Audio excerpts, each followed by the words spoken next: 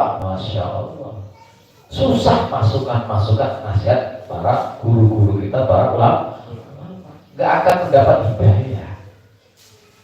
Dibacain Quran Pak, gak bakalan. Al-Quran itu hidayah bagi siapa? Lil muttaqin. Orang yang sudah percaya kepada Gusti Allah, orang yang sudah yakin kepada Gusti Allah. Kalau orang yang belum yakin juga percaya lah. Kenapa di dalam Al-Quran surat Al-Baqarah kan sudah jelas. Innal ladzina kafaru sawa'un 'alaihim anzartahum am lam tunzirhum la yu'minun.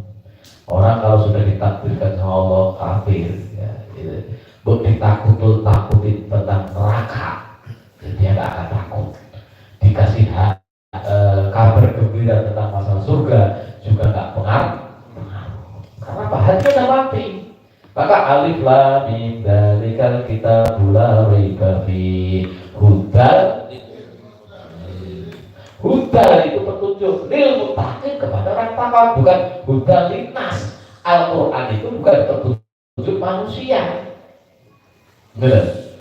Kalau petunjuk manusia berarti kan untuk umum. Ini hudal lil muttaqin. Ternyata manusia itu ada yang takwa, ada yang kagak. Yang takwa dibacain Al-Quran langsung gemeteran, mujilat kurupu. Begini. Tapi kalau orang yang nggak takwa dibacain orang dia berbedes. Apa itu? Barang kupingnya malah panas. Kadang ikut rembuk iuran dana juga kagak. Tapi kemudian ada pengajian akbar begini dia mau nopo ini, masuk kayak gini.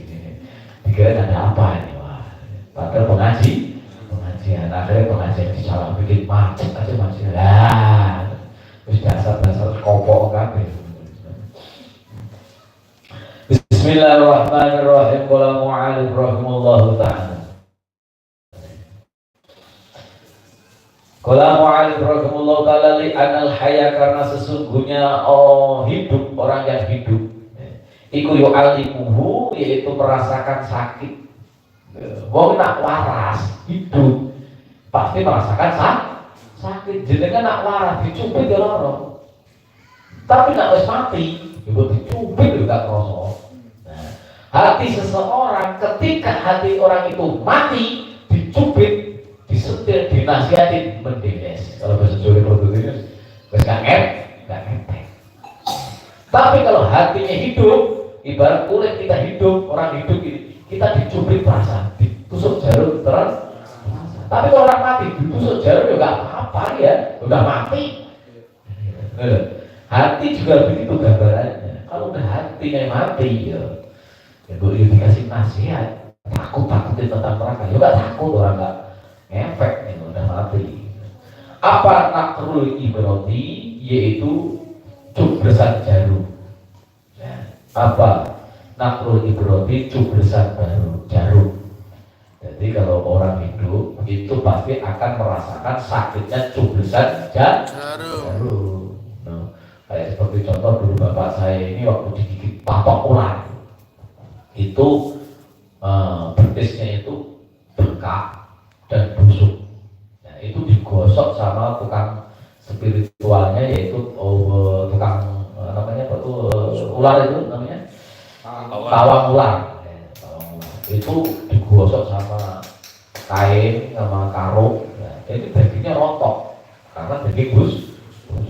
Bahkan sampai disiletin. Bapak saya suruh bilang, nanti kalau bilang sakit bilang aduh. Tapi kalau nggak sakit diam aja. Udah gosok sama disiletin. Bapak saya diam aja. Kenapa? Ternyata yang disilet itu kok diam, karena itu sudah daging mati. Pas daging sehat, aduh, gitu. Dan ini berarti sudah daging sehat. Akhirnya nggak disilet. Artinya apa? Daging mati itu diapain nggak keras. Hati manusia kalau sudah mati, buat dinasihati, ditakutkan, gak bakalan ngepek. Maksudnya seperti itu. Maka hati kita jangan sampai mati. Dan bagaimana? Hidupkan dengan zikir asma Allah dan datang ke majelis taklim. Ini namanya hati kita hidup. Gak lupa sama Allah Subhanahu wa ta'ala. Qala mu'alif rahimahullahu ta'ala walau qati'an, dan seandainya